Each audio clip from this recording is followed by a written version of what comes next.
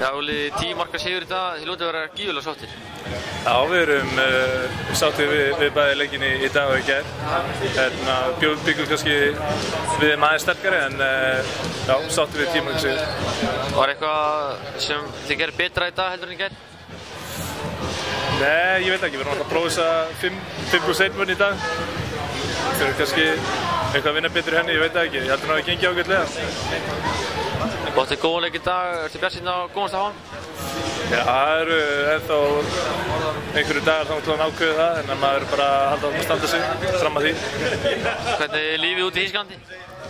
Það er bara ágætt. Þýskarnir er alltaf að koma til, hafa þau það. Þú lentir í einhverjum hremmingum daginn, snýrið og ökklaði ekki og hvernig verður framhaldið, ertu orðinn klár? Já, ég sleit eitthvað leiðbandana fyrir 2,5 viku cirka, en ég er alltaf að koma til og fæ núna fína pásu, einhverja 3-4 daga í hvíld, þannig að ég er vonandi orðinn bara 100% þegar við byrjum aftur.